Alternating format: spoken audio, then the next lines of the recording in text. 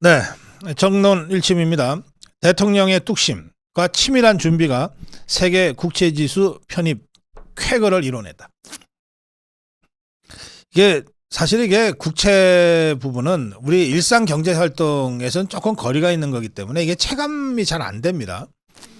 그런데 이거 정말 중요한 사건이고, 우리가 명실상부한 금융 선진국으로 진입했다고 국제적으로 인정받은 사건이거든요. 이 세계 국채 지수에 편입된 것만으로도 우리가 기대되는 이 투자 효과가 75조입니다. 우리가 외국의 투자 회사로부터 투자 끌어오는 게 얼마나 힘듭니까? 전국의 지방자치단체장들 전부 뭐 유럽에 뭐 2주간 순방한다, 뭐 미국에 한다, 뭐 하면서 또 대통령이 해외 순방할 때마다 외국 기업들하고 비즈니스 서밋 하면서 대한민국이 투자하기 좋은 나라다라고 계속 알리잖아요. 그렇게 해서 몇억 불 투자 받았다, 뭐 몇십억 불 투자 받았다 그러는 건데, 무려 75조의 투자금이 아무런 투자 유치 활동을 안 하는데도 들어오게 돼 있는 겁니다. 예상되는 금액이. 그 정도로 중요한 사건이 세계 국채지수에 편입됐다고 하는 것인데, 그럼 이게 가만히 있는데 어느 날 갑자기 WGBI에서 저 한국 편입시켜 줄게, 이런 게 어디 있습니까? 세상에. 그냥 이루어지는 일은 없어요. 자, 우선 이 세계 3대 채권 지수 중에 하나이고 또 가장 어떤 면에서는 권위 있는 게 영국의 WGBI인데요. 이걸 하려면 WGBI가 자신들의 권위 유지를 위해서라도 굉장히 엄격한 심사를 해요. 하는데 그 심사할 때 제일 중요하게 보는 게 뭐냐? 국가 재정 건전성이에요. 그 정부를 이 국채 지수에 편입시켜 주는데 재정이 건전하지 않는 이 정부를 편입시켰다가 나중에 뭐 빚 못 갚았다, 이렇게라도 되면 그 책임을 어떻게 다 몽땅 뒤집었습니까? 가장 엄격하게 보는 게 국가 재정 건전 지수입니다. 그래, 그 문재인이가 돈 퍼주는 바람에 500조 가까운 빚을 5년 동안에 졌잖아요. 국채에서 끌어 썼잖아요. 그래서 대한민국의 그 국가 재정 건전성이 상당히 악화됐어요. 박근혜 정부 때까지 아무리 어려워도 GDP 40% 이내로 이것을 묶기 위해서 정말 총력전을 펼쳤는데, 문재인이가 이걸 확 풀어버렸어요. 곳간에 쌓아두면 썩기나 하지, 나눠줘야 돼. 그래서 50%대로 올라가 버렸어요. 5년 만에. 이거를 다시 허리띠 졸라매고 잡지 않으면 대한민국 국가재정 건전성 좋게 평가받을 수 없는 상황이었습니다. 그래서 윤석열 대통령이 취임하자마자 2년 동안 정말 이 허리띠 졸라매고 정말 고통스럽게 이 건전재정 기조를 유지한 겁니다. 그 노력이 IMF에 의해서 인정받고 평가되고 세계 금융기구들에 의해서 평가되면서 이번에 WGBI의 편입에도 가장 중요한 기준으로 이게 평가가 된 겁니다. 대한민국 정부 보니까 정말 돈 풀고 싶은 유혹을 이겨내고 돈 풀으라고 하는 야권의 무작비한 압력도 버텨내고 국가재정을 건전하게 유지하기 위해서 정말 대통령과 정부가 총력전을 펴고 있다. 그리고 효과가 있다. 이 정도면 우리가 대한민국 정부 믿을 수 있다. 이게 이번에 WGBI 편입의 첫 번째 요소였습니다. 두 번째, 그러니까 이것은 윤석열 대통령의 뚝심이 없었으면 불가능했던 일이다, 이겁니다. 자, 그 다음에 두 번째는 뭐냐? 이게 이제 그 세계 국채 지수에 편입된다는 것은 세계 외환 시장에 국채가 평가된다는 뜻이잖아요. 그러니까 결국은 이게 외환 거래 시장에서 인정을 받아야 되는데, 그런데 우리나라는 그동안 외환 거래 시장을 우리 경제 시스템에 맞춰서 운영을 해왔어요. 그러니까 우리가 보통 은행이 9시에 열잖아요. 예전에 9시 반에 열다가 요즘은 다시 9시부터 열잖아요. 그 다음에 3시인가 3시 반이면 닫아버리잖아요. 이제 4시까지로 연장됐나요? 그러니까 이게 우리나라 은행의 영업 시간이니까 이 외환 시장도 딱 거기에 맞춰서 운영을 해왔던 거예요. 오전 9시에 열어서 오후 3시면은 외환 시장도 거래를 딱 닫았어요. 그게 은행이 정말 편의적으로 한 거죠. 그냥 앉아서 돈 버는 대한민국 은행들이 굳이 뭐 외환 시장까지 뭐 우리가 연장 근무 해가면서 할 거 있냐? 그냥 야 3시에 은행문 닫으니까 외환 거래도 거기까지 해. 그런데 보세요. 런던의 외환 거래, 뉴욕의 외환 거래는 우리하고 시간이 다르잖아요. 거기서 한참 외환 거래 진행 중인데 우리 은행은 외환 거래 문을 닫아버린 거예요. 얼마나 불편했겠어요. 우리도 불편하지만 한국에 투자 관심을 갖고 있던 외국 투자가들도 황당한 거예요. 이 조치를 그러니까 런던 시장이나 이 뉴욕 시장에 맞춰서 오전 9시부터 시작은 하되 다음날 새벽 2시까지는 외환 거래가 가능하도록 열어줘야 되지 않냐. 적어도 런던 금융시장이 열려있는 동안에 뉴욕 금융시장이 열려있는 동안에는 우리도 문 열어줘야 되지 않냐. 이게 굉장한 개혁 조치입니다. 이게 수십 년간 이걸 알면서도 안 했던 거거든요. 못 했던 거거든요. 이걸 윤석열 정부에서 해냈습니다. 지금은 오전 9시에서 새벽 2시까지 외환 거래가 가능합니다. 이게 7월 1일부터 실시됐어요. 불과 몇 달 전입니다. 이걸 하기 전에 6월 28일 대통령실의 성태현 정책실장이 앞으로 외환 거래 시간을 런던 장 마감 시간에 맞춰서 다음날 새벽 2시까지 늘리겠다. 그거 했을 때만 해도 이게 뭐 그냥 좀 불편함이 있으니까 편의성을 높이기 위해서 조금 연장 조치 하나보다 하는 정도로 의미를 잘 몰랐어요. 그런데 이러한 조치들 하나하나가 윤석열 대통령이 뚝심으로 밀어붙인 건전재정과 결합되면서 외환시장으로부터 아주 높은 평가를 받게 된 거예요. 대한민국이 진짜 국제 외환시장에 적극적으로 활동하기 위해서 자기들이 할 수 있는 모든 조치들을 다 하고 있는구나.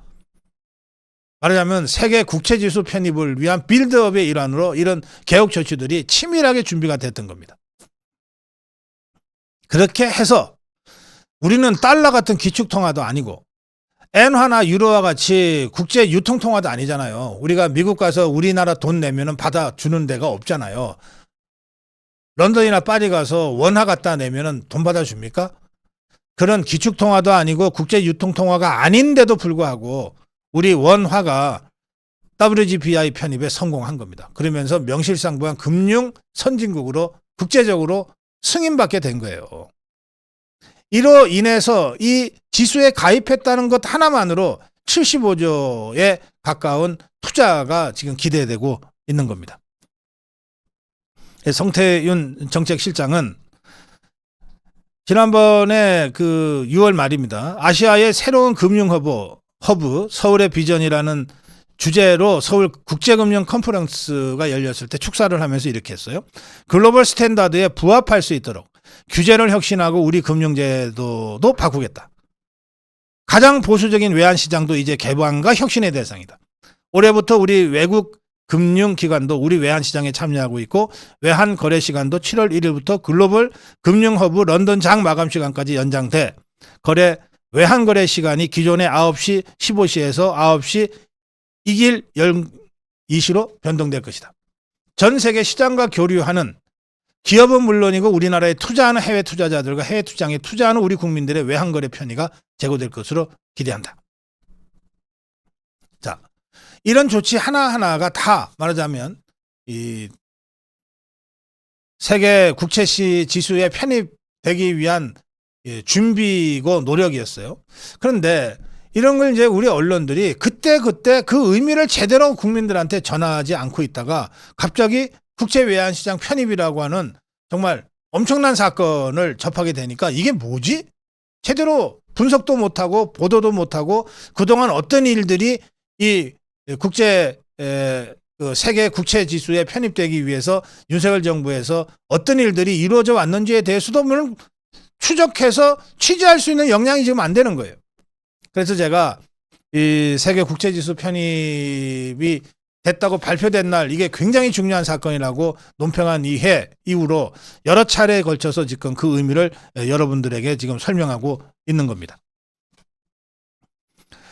이 WGBI 국채지수에 편입된 국가 우리나라가 9번째입니다. 어디냐 하면 미국, 일본, 중국, 프랑스, 이탈리아, 독일, 영국, 스페인. 우리나라가 9번째입니다. 우리가 세계 10위권의 경제 규모로 성장했다 그러는데 가장 그래도 좀 미치지 못하는 부분이 금융 부분이라고 하는 평가가 그동안 있었는데 특히 외환 쪽이 좀 약하다 그랬는데 이제 금융 외환 쪽에서도 세계 9번째의 선진국 클럽에 가입을 하게 된 셈입니다.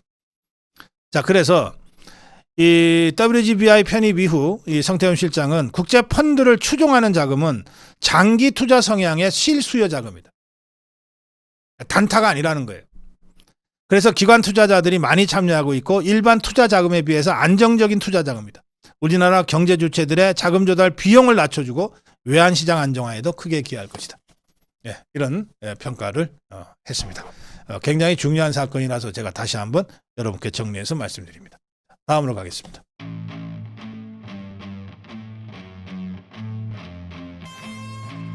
네, 첫 번째 정론일치입니다. 박정희 대통령 주도 수출 정책이 한국 경제 발전의 성공 요인이었다는 주장. 제가 했다 그러면 뭐 별로 새로울 것도 없습니다만 노벨 경제학상 수상자가 했다 그러면은 그래? 그거 다시 들여다보게 되죠. 올해 노벨 경제학상은 3사람이 받았는데요. 국가의 성공과 실패의 원인. 왜 어떤 나라는 성공하고 어떤 나라는 실패할까? 이것을 정치제도와 경제제도라는 관점에서 분석한 다론 아제모울루 MIT 교수, 사이먼 존슨 MIT 교수, 그리고 제임스 로빈슨 시카고대 교수 등 3명이 공동 수상했습니다. 대학은 다르지만 같은 방법론과 문제의식을 가지고 아마 연구를 앞서거니 뒤서거니 또 때로는 공동 연구도 한 것 같습니다. 이 중에 로빈슨 교수가 이제 제 연장자인데 이렇게 주장했습니다. 인터뷰에서 한국은 현대적이고 성공적이고 혁신적인 산업 경제 국가가 될 수 있는 기반이 전혀 없는 듯 보였다. 그렇죠. 1945년에 일제로부터 해방됐을 때 우리나라에 뭐가 있었습니까? 뭐 변변한 무슨 공장 하나 있었습니까? 문맹률이 96% 이상 된 나라였어요. 자원이라도 뭐 하나 있었나요? 최빈국이었습니다. 그래서 그런 한국이 불과 수십 년 만에 현대적이고 혁신적이고 성공적인 산업경제 국가가 될 수 있다? 그거 어떤 사람도 예측하지 않았고 기대하지 않았어요. 당시 사람들은 한국이 절대 가난으로부터 빠져나올 수 없다고 생각했다. 그런데 한국인들은 결국 거기서 빠져나왔다. 그러면서 이 기적과 같은 성공의 요인이 뭘까? 이걸 이제 경험적으로 분석을 한 겁니다. 한국이 경제 발전을 이룬 성공 요인이 여러 개 있는데 그중에 박정희 대통령 시절에 수출 주도형 개발 정책이 매우 중요했다. 그 로빈슨 교수는 강조합니다. 박정희 정권 때의 이 수출 정책, 사실은 박정희 대통령이 18년 집권하는 동안에 단 한 번도 빼놓지 않고 했던 것이 수출진흥 확대회의였거든요. 이런 박정희 정권 때의 수출 정책은 다른 나라에서도 제대로 시행된다면 성공할 수 있다고 주장 가능할 정도로 굉장히 성공적인 경제 정책이었다. 이것은 뭐냐? 박정희 모델이 보편성을 갖는다 이런 뜻입니다. 박정희 모델을 제대로만 하면 다른 나라에서도 성공적인 현대적 국가, 산업 국가가 될 수 있다 이런 뜻이기도 합니다. 그러면서 박정희 대통령을 둘러싼 독재자 논란에 대해서 로빈슨 교수, 경제학 교수니까 뭐 정치학적으로 뭐 깊은 이런 학문적 기반이 있는 것은 아닙니다만 이렇게 얘기합니다. 나는 그가 독재자라고 생각한다. 그러나 한국에 대한 경제발전 계획을 가지고 있었다는 사실을 또한 부인할 수 없다고 생각한다. 박정희 대통령의 집권 이후 한국은 민주주의 제도로 전환했는데, 민주주의 제도로의 전환, 이것은 박정희 대통령 시절의 폭발적인 경제 발전을 한국이 지속할 수 있게 된 원동력이기도 했다. 이렇게 설명합니다.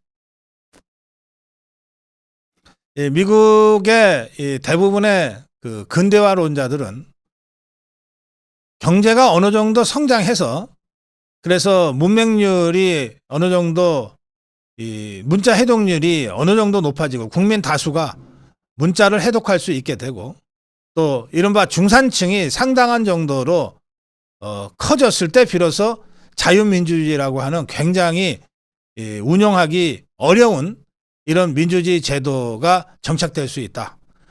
이렇게 주장들을 합니다. 그러니까 박정희 대통령 사후에 우리가 87년 민주화를 할 수 있게 됐고, 지금의 자유민주주의 체제를 운영할 수 있게 된 것은 박정희 대통령 정권 18년 동안에 이루어진 이 기적과 같은 현대적이고 성공적이고 혁신적인 근대화와 산업경제 발전에 기반이 있기 때문에 그렇다. 이런 주장이기도 한 겁니다. 또 로빈슨 교수는 한국의 가장 큰 매력은 문화적 폭발이다. 이는 단순 무역정책이나 위탁 생산 등을 넘어서는 놀라운 성과다. 내 아들은 한국이 세계에서 가장 멋진 곳이라고 생각한다. 예, 뭐 기분 좋은 얘기입니다.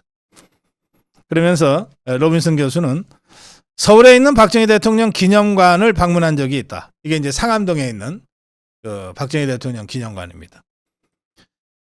그가, 박정희 대통령이 나라를 위해 수출에 집착하고 또 집착했던 모습을 그 기념관에서 확인할 수 있었다. 정말로 박정희 대통령 그는 국가 발전을 위해 집착했다. 세계 역사에서 정치 지도자가 경제 발전을 위해 노력한 사례는 많지만 성공한 사례는 많지 않다. 그런데 박정희 대통령은 바로 그 성공한 사례다. 이렇게 아주 높게 평가했습니다. 말씀드리다 보니까 이거 제가 맨날 했던 얘기인데, 역시 제가 하는 것보다 노벨 경제학상 수상자가 하니까 더 설득력이 있는 것 같습니다. 저도 무슨 어디 가서 상이라도 빨리 하나 받아야 되는 거 아닌가 그런 생각도 듭니다. 자, 다음으로 가겠습니다.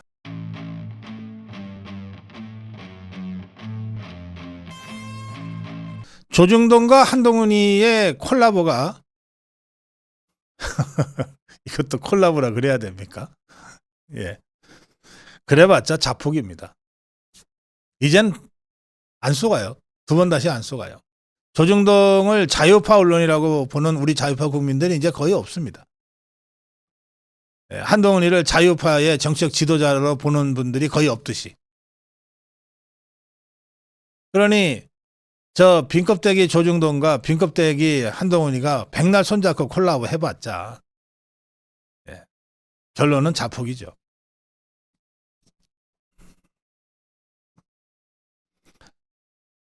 김재원 최고위원이 명태균이가 하도 언론 플레이를 지저분하게 하니까 아마 참다 작심하고 방송에서 얘기한 것 같아요. 명태균 철저히 대응해서 응분의 처벌을 받도록 하겠다 이랬어요. 페북에다가 명태균이 어떻게 내 전화번호를 알았는지 갑자기 내 전화로 전화를 해와서 왜 방송에서 근거 없는 소리를 하냐고 항의했다.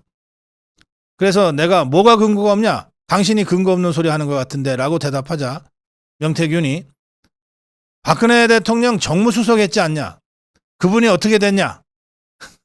이게 뭐 협박도 어떻게 이렇게 하지 무작스럽게. 그러자 김재원이 잘 알지 않냐? 라고 답변했고 그랬더니 김재원이 어떤 사람인지 내가 다 폭로하겠다. 내가 김재원 때문에 다 폭로한다. 이렇게 해서 다 해봐라. 허위면은 교도소에 가야지. 라고 대답했다. 이렇게 이제 페북에다 글을 올렸어요. 김재원이 하고 명태균이가 아마 명태균이가 전화를 해와서 언쟁이 벌어진 모양입니다. 그러면서 김재원은 이렇게 얘기합니다. 이런 명태균이 이런 소동을 벌이는 이유가 짐작되기는 하지만 명태균에 대해서만큼은 절대로 물러서지 않고 철저히 대응해서 응분의 처벌을 받도록 하겠다. 이렇게 썼습니다. 명태균은 같은 날 어제 오후에 페북에다 글을 썼어요. 오늘입니다. 오늘 오후에 페북에 글을 썼는데 내가 사기꾼이면 니들은 뭐냐? 내가 사기쳐둔 게 도대체 뭐가 있냐? 보수 재건을 위해 정말 열심히 일했다. 너희들 중에 밥값, 숙박비, 차비 한번 줘본 사람 있냐? 배고픈 병사는 창을 들고 나가 싸울 수 없다. 민을 배신한 너희들이 진짜 사기꾼이다. 명태균의 이 말은 자기는 나름대로 보수 재건을 위해서 일했는데 누구도 나한테 관심 보여주고 대가를 주지 않아 놓고 이제 와서 왜 나한테 자꾸 사기꾼이라 그러냐? 진짜 사기꾼은 니거들이다. 이렇게 이제 공격을 해댄 것 같습니다. 그러면서 그러니까 지금 이게 감정 기복이 굉장히 심한 상태입니다. 지금 명태균이 저렇게 상황을 보면 오늘 오전에 김건희 여사와의 대화로 추정되는 대화록을 공개하면서 김재원의 강력한 요청으로 알려드린다. 재원아, 너의 새치셔 때문에 보수가 또 망하는구나. 이렇게 썼다고 합니다. 그러니까 원래 공개할 생각이 없었는데 김재원하고 언쟁을 벌인 이후에 그래? 좋아. 내가 폭로 못할 줄 알고 그러고서 뭘 폭로했는데 그게 이제 오늘 알려진 김건희 여사가 오빠 얘기를 했던 메시지인 것 같아요. 그러니까 제가 아까 말씀드린 대로 이제 더 이상 나올 게 없겠구나 라고 느꼈고, 그 다음에 거기서 나오는 오빠라는 게 김건희 여사가 그럼 친오빠를 오빠라 그러지 누구라 그러겠어요. 그런 아무것도 아닌 얘기가 무슨 폭로거리가 된다고 이렇게 폭로를 하냐. 그렇게 제가 아까 말씀을 드렸습니다. 자, 이제 어쨌든 이렇게 되자 대통령실이 사실 명태균에 대해서는 별로 엮이고 싶지 않아서 꼭 필요한 대응만 해왔는데 대통령실이 할 수 없이 또 나섰나 봐요. 나서서 명태균에게 김건희 여사가 보낸 카톡 메시지에 나오는 오빠는 윤석열 대통령이 아니라 김건희 여사의 친오빠인 김진우 씨라고 아예 이름까지 밝혀서 대통령실이 설명을 했습니다. 자, 그런가 하면 지금 명태균은 지금 좌충우돌 하고 있기 때문에 좌충하면은 이쪽에 오세훈과 부딪히고 우돌하면 이쪽에 홍준표와 부딪히고 전후하면은 저쪽에 김재원과 부딪히고 이런 상황입니다. 김종인과도 부딪히고 하여튼 안 부딪히는 사람이 없어요. 오늘 오세훈이 국감에서 이제 증언을 했는데 서울시 국감에서 왜 명태균이 얘기가 나오는지 모르겠는데 하여튼 명태균과 관련해서 고소할 생각이 있냐라고 야권 쪽에서 물어보자 고소장 이미 써놨다 이렇게 답변했습니다.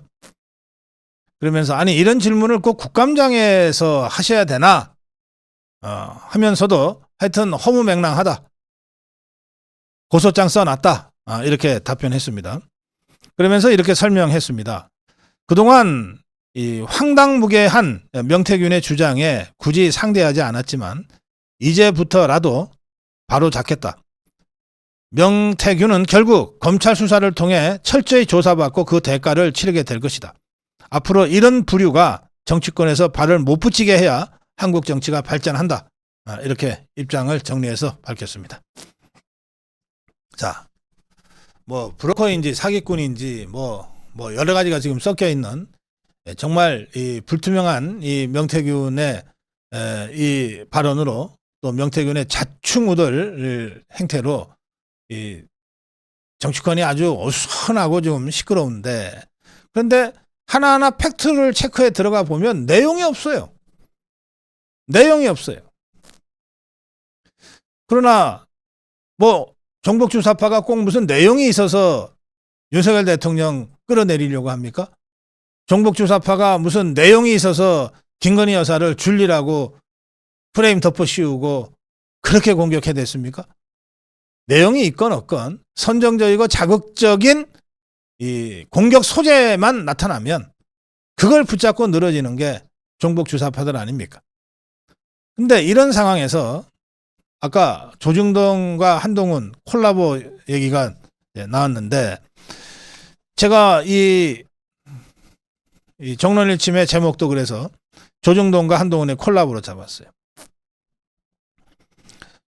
중앙일보 사설이 제목이 이렇습니다. 김여사 문제 정리 못하면 정권 미래는 어둡다. 이 김여사 문제가 뭔지 설명은 안 해요. 하여튼 김건희 여사 문제를 정리해야 정권의 미래가 밝아진대요. 그 내용을 보니까 아무 내용이 없어요.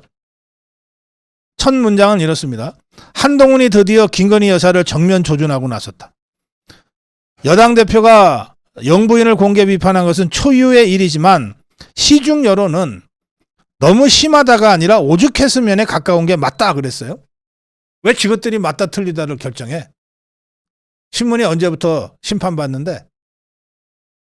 제가 적어도 일주일에 2번 이상 현장에서 우리 아미고 회원들과 자유파 국민들 만나잖아요. 제가 만나는 자유파 국민들, 아미고 회원들은 100이면 100. 오죽했으면이 아니라 야 이렇게까지 해야 되냐 한동훈. 너무 심하다는 쪽입니다. 도대체 중앙일보는 뭘 가지고 이런 식으로 함부로 글을 써 제끼는지 모르겠어요. 시중에 한번 나가보세요. 이 상황에서 김건희 여사 욕하는 사람, 그건 종북 주사파들이죠. 김건희 여사가 장애시설에 가서 봉사활동을 해도 파렴치하다 뻔뻔하다고 욕하는 자들이니까 당연히 김건희 여사가 무슨 일을 하든 욕을 하겠죠. 그러나 우리 자유파 국민들은 누가 김건희 여사를 욕합니까? 한동훈이 심하다. 한동훈이가 도대체 뭐 하는 짓이냐. 제가 오늘도 안양에서 아미고 회원 모임 하고 왔습니다. 단 한 번 예외 없이 한동훈이 저건 뭐냐 그랬어요.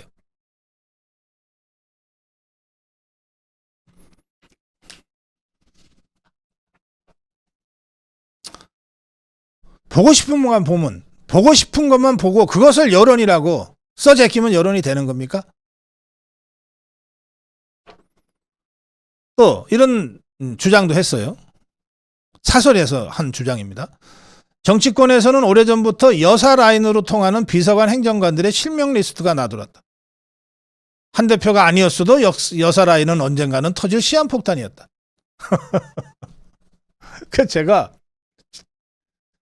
저도 정치평론 하니까 뭐 이렇게 이 정치판에 돌아다니는 뭐 이런저런 그 무슨 리스트 같은 거를 이제 보려고 마음 먹으면 봅니다. 보니까 아는 사람이 한 명도 없더라고요, 거기. 40년 정치평론 하고 있는, 그리고 지금도 제가 나름 이 여권의 흐름에는 나름 좀 정확한 어떤 흐름을 읽고 있다고 생각하는 제가 리스트를 아무리 들여다보고 읽어도 아는 사람 하나가 없어요. 그게 무슨 라인이야. 야, 참. 정말 이 기사 사설 쉽게 쓰네. 그냥 언젠가는 터질 시한폭탄이었다. 그냥 그러고 주장하는 거예요. 무슨 놈의 시한폭탄이 그렇게 폭발력이 없어. 그래 청와대 대통령실에 행정관 이름 몇 개 있으면 그게 시한폭탄이 되는 거예요? 또 그 다음이 가관이에요. 지난해 3월에 국가안보실장 외교비서관 의전비서관이 석연찮게 경질됐을 때 김건희 여사의 입김이 작용했단 말이 파다했다 그랬어요. 팩트가 아니잖아요. 누가 이런 소리를 떠들고 다녔는지 모르겠는데 지것들은 파다하게 들었대요. 저는 못 들었어요. 여러분들은 들으셨나요? 아무 팩트가 없잖아요. 증거가 없잖아요. 근거도 없잖아요. 이런 걸 어떻게 사설이라고 써제끼는지 모르겠네. 또 그 다음 줄도 마찬가지예요. 실제 후임 의전비서관은 김 여사 측근이 기용됐다. 그 다음 줄 보세요. 지난 4월 총선 직후 박영선 총리 양정철 비서실장 보도가 불쑥 불거진 것도 출처가 여사 라인이란 게 정설이었다. 아예 소설을 써라. 누가 정설 이설을 정했는데 그냥 기자 몇이 논설위원 몇이 야 그거 아니야 그거 아니야 그러면 정설이 되는 거야? 그러면서 결론은 아무 논리적인 뭐 정합성도 없이 그냥 결론은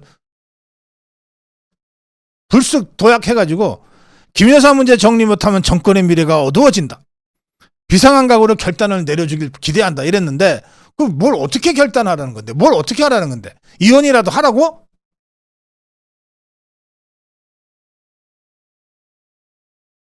어떻게 이런 게 주류 언론의 사설로 나올 수가 있습니까? 여기 팩트가 단 하나라도 있습니까? 논리적 정합성이 단 하나라도 있어요? 조선이나 중앙이나 동아나 수준이 그렇다는 거예요. 이게 한동훈이의 말하는 수준하고 똑같은 거예요. 제가 오늘 안양에서 한동훈이가 한 말, 김건희 여사는 공인이 아니라서 라인이 있으면 안 되는데 라인이 있으니 대통령실에서 인사쇄신해야 된다. 요 말이에요. 이 말이 얼마나 잘못된 말이고 황당한 말인지를 제가 조목조목 설명하다 보니까 한 40분 걸리더라고. 그 영상 제가 지금 준비했습니다. 제가 되풀이하기 싫어서 제가 그 부분은 자세하게 말씀 안 드리겠습니다. 이 방송 끝난 다음에 바로 그 영상 틀어드릴 테니까 한동훈의 이 짧은 말이 얼마나 많은 이 정치적 무식함을 표출하고 있는지, 얼마나 말이 안 되는 것인지, 이게 얼마나 이 초딩 수준의 그 사고방식인지에 대해서 그 짧은 말은 이겁니다. 김건희 여사는 공인이 아니다. 따라서 김건희 라인은 있으면 안 된다. 그러니까 대통령실에서 인사쇄신해야 된다. 이 말이거든요. 이게 얼마나 황당한 말인지를 방송 끝나는 대로 제가 여러분께 오늘 안양 아미고 모임에서 한 제 특강을 보내드릴 테니까 거기서 차분하게 제 주장이 맞는지 한번 확인해 보시기 바랍니다. 자, 정론 1심이었습니다.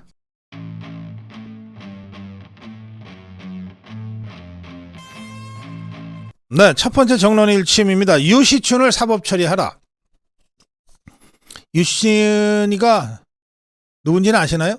그 유시민이의 누나고 지금 문재인 때부터 지금까지 EBS 교육방송 EBS의 이사장을 하고 있는 자입니다. 이 자가 지금 불구속 기소됐습니다. 검찰이 이 사람 이거 죄를 저질렀다, 범죄를 저질렀다고 해서 기소한 상태입니다. 그런데 기소 전에 EBS가 공기관이잖아요. 그래서 과방위의 방송사니까 과방위의 국감 대상입니다.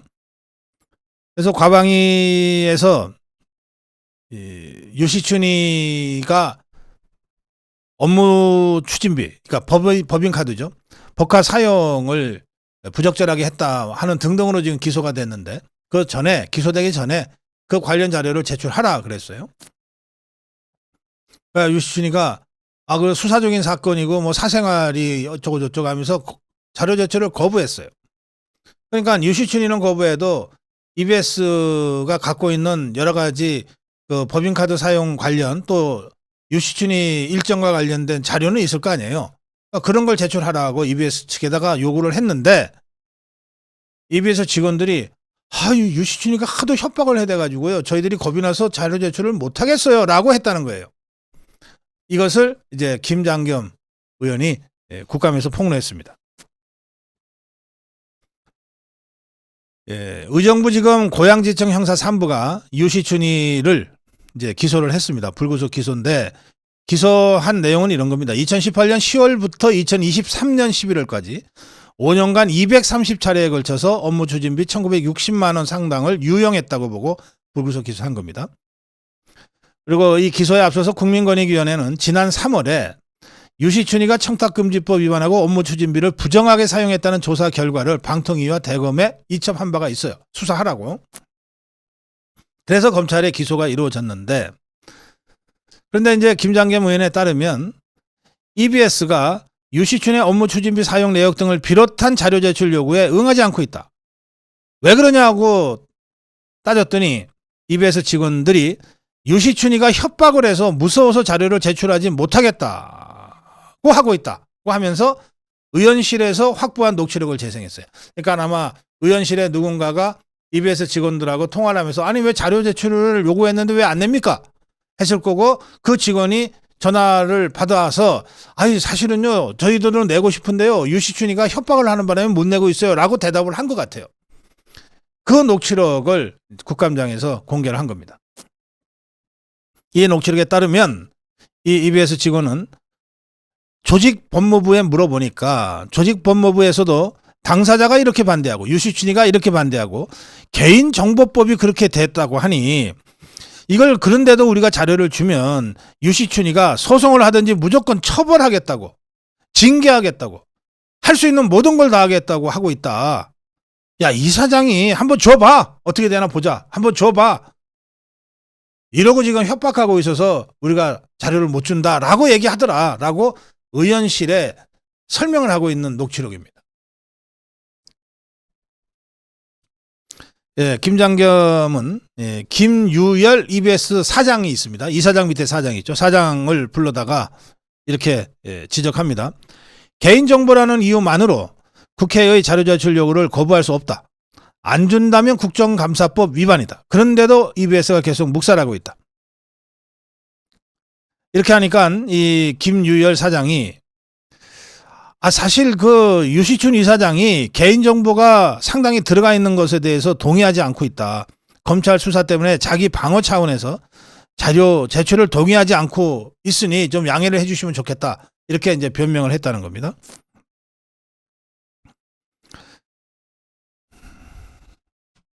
예, 김장겸 의원은 이제 이런 그 질의응답을 하고 난 다음에 이렇게 얘기했어요.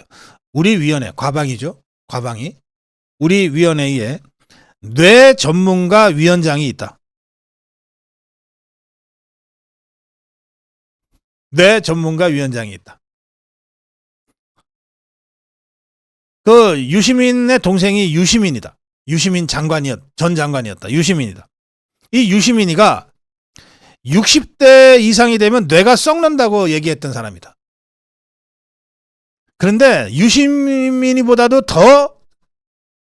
더한 전문가가 우리 위원회 위원장이다. 이 사람은 딱 보면 뇌구조를 알 수 있는 그런 전문가다. 그러니 종합감사 때 유시춘이 나오라 그래라. 유시춘이 내가 진짜 정상인지 아닌지 위원장이 딱 보면 알 거다. 이렇게 국감장을 웃겼다고 합니다. 그리고 이진숙 위원장 청문회 때 법인카드로 직원들한테 줄 빵 산 거 갖고서 그렇게들 문제 삼지 않았냐. 현장 검증까지 하지 않았냐. 유시춘이가 이진숙이었다면 동행명령장으로는 안 된다 이거. 아니 야당 의원들 법화에 그렇게 관심들이 많지 않았냐. 그런데 이 유시춘이는 법인카드로 직원들 줄 빵을 산 게 아니라 반찬 사고 고기 사고 그랬다. 궁금하지도 않냐? 불러서 물어보자. 법인카드에 그렇게 관심 많은 야당 의원들.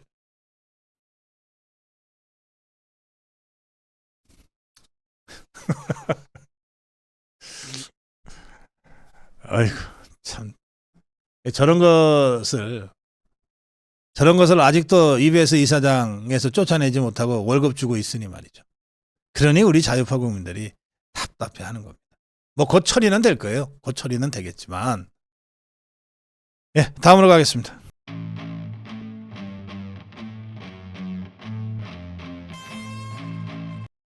요즘 흑백 요리사 그거 아주 뭐 세계적으로 히트를 치고 있다 그러던데 거기 보면은 이게 블라인드 테스트 같은 거를 실제로 하는 장면이 나오죠. 그 CJ ENM이라는 제가 예전에 TVN에서 한 5년간 프로그램을 할 때 모기업이 CJ잖아요. CJ의 그 푸드 산업이 우리나라 최고 수준을 달렸는데 그게 을지로 5가에 있습니다. CJ 푸드 사업부에 가면 진짜 이 블라인드 테스트 하는 곳이 따로 있어요. 음식을 만들어 놓고 일반 시민들이나 전문가들한테 블라인드 딱 이렇게 안대 가리고 이제 그야말로 먹는 것만으로 맛을 감별해내고 하는 그런, 저도 해봤는데 그게 쉽진 않더라고요. 눈을 가리니까 뭐 감각이 좀 이상해지더라고요. 자, 보통 패널들이 방송에 나오면 패널 이름 써줍니다. 국민의힘 누구누구누구, 더불어민주당 누구누구누구. 그렇죠. 정치인들이 나오면 그렇게 써줍니다. 요거를 딱 가리고 보면, 야, 좌파도 이런 좌파가 없네 하는 사람들이 있어요. 근데 그 사람이 도대체 이게 누구야? 그러고 딱 가리니까 국민의힘이야. 정말 이 국민의힘 블라인드 테스트라도 한번 해보고 싶을 정도로, 정말 적군보다 더 얍삽하고 사악한 적군들이 많아요. 명태균이가 연일 뭐 폭로하면서 뭐 정말 말도 안 되는 얘기들이 지금 왔다 갔다 하고 있는데, 그 오빠인지 뭔지 아는 그 폭로 말이죠. 자, 보세요. 대통령실 설명이 맞기를 바라지만, MBC 라디오에서 한 얘기입니다. 누가 했는지 한번 맞춰보세요. 대통령실은 이 오빠가 김건희 여사의 친오빠 김모모다라고 이제 입장을 이미 다 밝혔어요, 공식적으로. 그 이후의 얘기입니다. 이자가 MBC 라디오에 가서 이렇게 얘기했어요. 대통령실 설명이 맞기를 바라지만 만약 사실이 아닌 것으로 드러나면 신뢰가 완전히 무너져 버릴 것이다. 또 친오빠였다고 하더라도 석연치가 않다. 자, 누구 발언 같습니까? 이게 좌파 발언일까요? 자유우파 쪽 발언일까요? 놀랍게도 이 발언은 국민의힘의 최고위원 김종혁이라는 자의 발언입니다.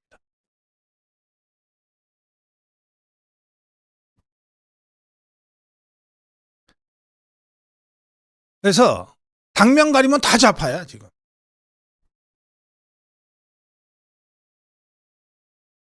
제가 KBS 라디오도 진행하고 그러면 1대1로 기계적 균형은 맞춰줍니다. 국민의힘에서 한 명 나오면 더불어민주당에서 한 명 나오고 뭐 그런 식으로 해요. 여당에서 하나 나오면 야당에서 하나 나오고. 그런데 저는 여당이라고 하면서 나오는 자들이 더 무서워요.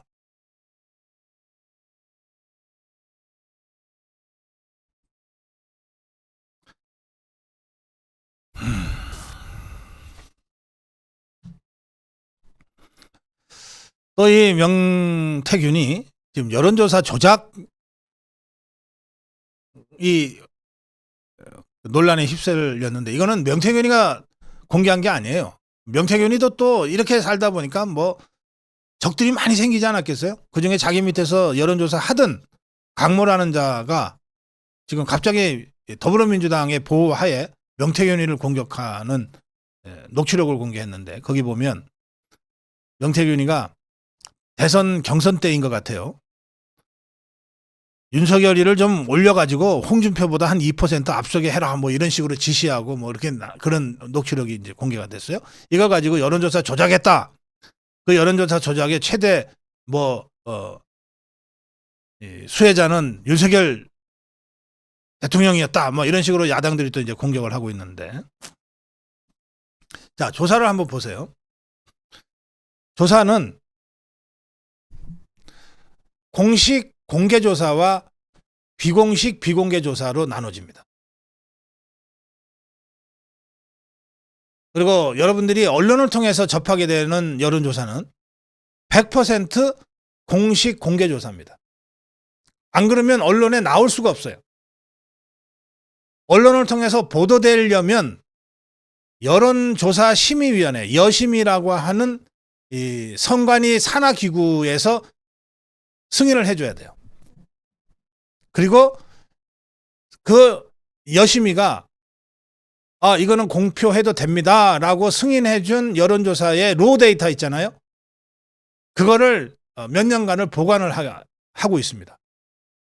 혹시 이게 조작이나 또는 숫자 마사지라고 하죠. 숫자를 조작하거나 또는 문항이 영 잘못된 거 아닌가, 이런 것들을 이제 나중에라도 점검하기 위해서 합니다. 이 여심위에 등록된 여론조사 업체만이 정치 여론조사를 할 수 있고 또 언론에 공표할 수 있어요. 이게 공식 공개 여론조사입니다. 여러분들이 언론을 통해서, 신문을 통해서, 방송을 통해서 접하게 되는 여론조사는 100% 여심위가 인정한 공식 공개 여론조사입니다. 그런데 이것만 있는 게 아니에요. 정치판에서 선거를 한번 치르다 보면 비공식, 비공개 여론조사도 있습니다. 비공식, 비공개 여론조사라고 해서 불법이 아닙니다. 여심위의 요건을 갖추지 못했기 때문에 언론을 통해서 공개하지 못할 뿐이지, 후보가 나 이런 거 좀 알고 싶어 해서 조사하는 거를 불법으로 못하게 할 이유는 없잖아요.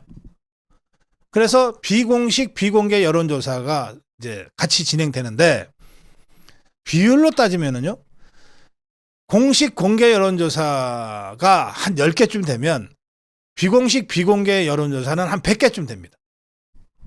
훨씬 많아요. 그럼 왜 이게 맞냐? 공식 공개 여론조사는 지지율의 추이를 살펴보는 정도 말고는 할 수 있는 게 없어요. 그 여론조사를 가지고. 그런데 여론조사는 과학적 선거운동을 하기 위해서 필요한 거잖아요. 데이터를 분석하면 우리 후보가 어디가 약한지, 어디가 강한지, 이런 것들을 조사를 통해서 확인할 수 있는 거거든요. 그래서 약한 부분에 대한 보완책을 강구하고 이런 걸 하기 위해서 하는 거예요. 그런데 이렇게 하려면 보세요. 우리 자유우파 후보, 윤석열 후보라고 한번 봅시다. 예를 들고 윤석열 후보가 대선을 치르는데, 공식 공개 여론조사는 이 각자가 알아서 하는 거예요. 언론사에서 하는 거예요. 언론사에서. 자기들 돈 내고 언론사에서 하는 거예요. 그런데 캠프에서 생각해 볼 때 윤석열 후보가 다 좋은데 여성들한테 조금 약한 것 같아 라고 느끼면, 도대체 왜 여성들한테 인기가 없을까? 야, 그 조사 한번 들어가 봐. 그러면 여성들을 딱 타겟으로 해서 조사를 하게 되잖아요. 여성들이 왜 윤석열 후보에 대한 지지율이 낮은가, 이걸 하는데 공식 조사처럼 모든 이 국민들을 다 대상으로 할 필요가 없잖아요. 공식 공개 조사는 인구 구성에 맞게 표본이 설정되지 않으면 안 되거든요. 그런데 이 비공식 비공개, 어차피 언론을 통해서 공개할 게 아니면 대한민국에 여성들만 한 1000명 샘플을 해가지고서 조사를 하는 거예요. 그래서 이거를 캠프 안에서 전략팀에서 분석을 하고 홍보팀에서 분석을 해서 이게 이런 점이 있구나. 그러면 윤석열 후보가 특히 여성 중에서도 20대 여성, 30대 여성들한테 좀 약한데 이들이 좋아하는 거는 따뜻한 거니까, 좀 윤석열 후보가 너무 강한 이미지가 있어서 그런 것 같으니까 좀 따뜻하게 가보자. 근데 이럴 수 있잖아. 이게 그랬다는 뜻이 아니고 예를 들어서 설명드리는 겁니다. 그럼 뭐가 따뜻한 게 뭐가 있을까? 요새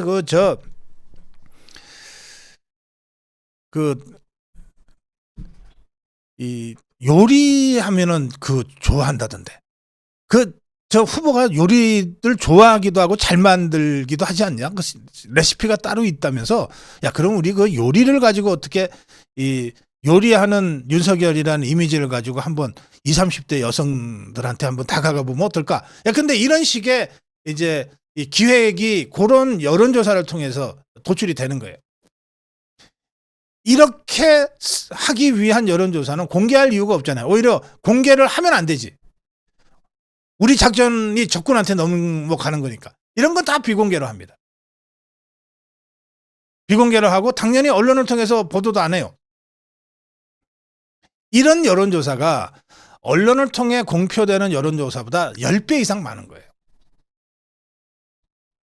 그러면 이런 여론조사 하는 사람이 어디 한둘이겠어요? 다 하지. 그 중에 하나가 명리야. 그 중에 하나가 명태균이에요. 이게 공개되고 공식적인 여론조사인데 뭘 숫자를 뭐 조정을 했니 어쩌니 이러면은 심각한 범죄 행위가 되는 겁니다. 명태균이는 바로 감옥에 가요. 그것만으로도. 근데 지금 명태균이가 지금 얘기했다는 이것은 공표되지 않은 여론조사라는 거 아니에요. 무슨 맥락으로 명태균이가 직원한테 이렇게 지시했는지는 전 모르겠어요. 관심도 없고. 그렇지만 이런 식의 비공개, 비공식 여론조사가 언론을 통해 공개되는 여론조사보다 10배 이상 많아요. 그중에는 저는 사실 FGI라는 여론조사가 중요하다고 생각하는데요. FGI는 뭐냐면 F, 포커스, G, 그룹, I, 인터뷰입니다. 포커스 그룹 인터뷰라고 하는 건데요. 이거는 조사를 막 몇백 명씩 하는 게 아니에요. 한 10명, 15명 정도를 한 두 그룹, 세 그룹으로 나눠가지고 도대체 윤석열이라는 사람의 매력은 뭘까? 윤석열이라는 사람의 약점은 뭘까? 이걸 심층적으로 좀 분석하기 위해서 그야말로 임의로 선정된 8명 또는 15명 이런 두 팀, 세 팀 하고 한 몇 시간씩 토론을 해요. 그 전문가가 가서 그냥 일상 생활부터 얘기하죠. 요즘 세상이 어떻게 돌아가는지, 요즘 어떻게 사는지 툭 하면서 그 사이에 툭툭 던져줘요. 근데 그 윤석열이 어때요? 이런 식으로.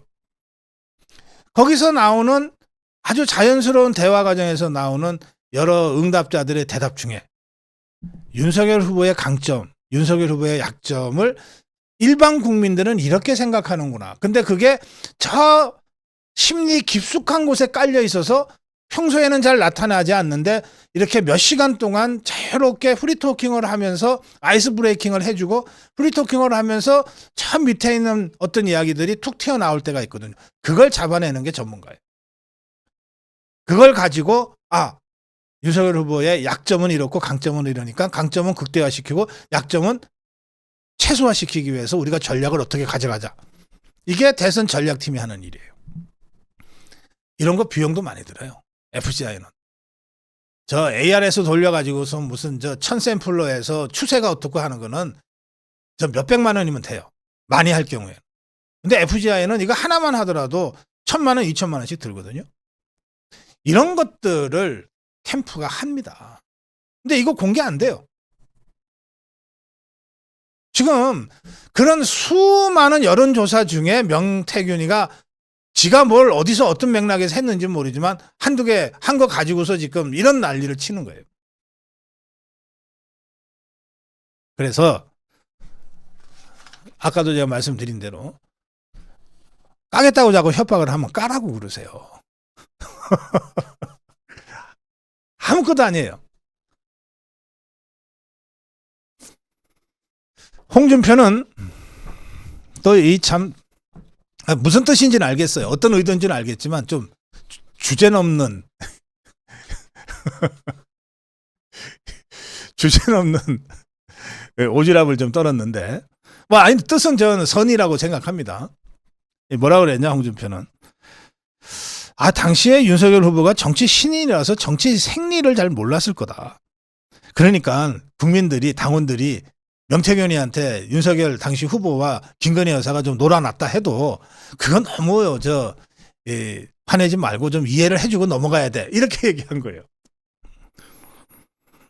그러면서 그 윤석열 후보가 당시에 정치 신인이어가지고 그 캠프에는 온갖 정치 브로커와 잡인들이 들끓고 있었어. 명태균이도 그 중에 하나였어. 그리고 윤석열 후보나 김건희 여사께서 명시의 그런 허무맹랑한 소리를 분별 못한 이유도 워낙 정치를 잘 몰랐기 때문 아니겠냐. 그러니 그 두 사람이 정치를 잘 몰라서 이 명태균이한테 휘둘린 점이 있는 것 같은데 그거 우리가 그냥 이해하고 넘어가 줘야 돼. 이렇게 얘기했어요. 제가 참 주제 넘는 오지랖이라고 말씀드린 이유는 그 명태균이한테 당한 게 어디 윤석열 대통령, 김건희 여사 같은 정치 잘 모르는 사람만 당했나. 실제로 윤석열 대통령은요. 국민의힘에 입당하기 전에 명태균이를 이준석이가 데려와서 한번 보고 저 김종인이가 뭐 데려와서 한번 보고 그리고 나서 몇 번 대화 나누다가 이거 아니다 싶어서 자른 사람이에요. 그런데 그렇게 정치 구력이 많은 홍준표도 지금 이 명태균이하고 지금 논란이 있고 오세훈이도 논란이 있고 저 김영선이는 5선 의원이에요. 정치 한 30년 한 사람이에요. 이 명태균이랑 얽히고 설키고 있고 김종인이 그 노회한 김종인이도 지금 명태균이랑 매우 가까운 인연이라는 거고 이준석이가 이번에 간신히 뺏지 달았지만 영선일 때도 10년 이상 정치를 했던 노회한 정치꾼이잖아요. 이런 자들이 명태균이랑 그렇게 가깝게 지금까지 그렇게 지금 하고 있는 거 아니에요. 그러니 제가 홍준표한테 얘기합니다. 괜히 저 프로연 하면서 윤석열 대통령 김건희 여사를 뭐 정치 잘 모르는 정치 신인이라고 초짜라고 봐주자고 이런 식의 오지랖 떨지 마라. 오히려 지금 거론되고 있는 명태균이가 연일 입을 벌리면서 얘기하고 있는 그 20년, 30년, 40년 정치 구력 갖고 있는 그 정치인들보다 명태균이의 실체를 가장 먼저 파악하고 딱 잘라낸 사람이 윤석열 대통령이다. 좀 웃기는 소리들 그만해라. 정론 일침이었습니다.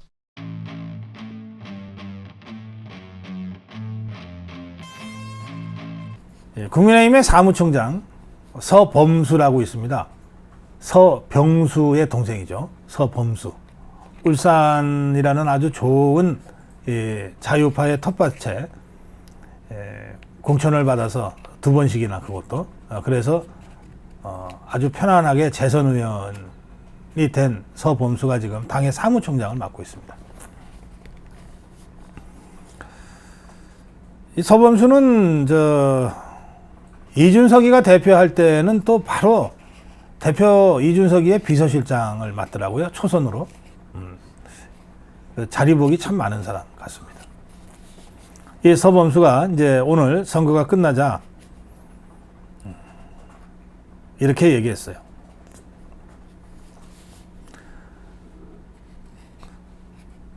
한동훈 대표가 지금까지와는 좀 결이 다른 이야기를 주장을 하는 바람에 그게 유권자들한테 먹혀서 금정에서 큰 표 차이로 이길 수 있었다. 이렇게 설명을 했습니다. 그러니까 한동훈의 승리다. 한동훈 덕분에 승리하게 됐다. 뭐 이런 주장입니다. 이렇게 얘기합니다. 서범수는 한동훈 대표가 열심히 지원 유세를 했어도 당에서 그동안 하던 소리하고 똑같은 소리를 했다면 과연 먹혔겠느냐. 그런데 김건희 여사 공개 사과를 요구하고 공개 활동 자제를 요구하고 김건희 라인을 쇄신해야 된다고 얘기하고 이런 식으로 기존의 당에서의 분위기와는 완전히 결이 다른 이야기를 했고 그거가 유권자들한테 먹혀서 큰 차이로 승리할 수 있었다. 이렇게 이제 해석을 하고 주장을 한 겁니다. 서범수의 얘기를 조금 더 들여다볼게요. 이렇게까지 차이가 날 거라고는 생각 안 했다.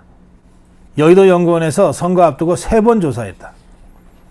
이 여의도 연구원 조사는 공표되지 않은 조사입니다. 마지막 조사가 9일, 10일에 있었는데 마지막 조사가 9일, 10일에 있었다? 선거는 16일이잖아요.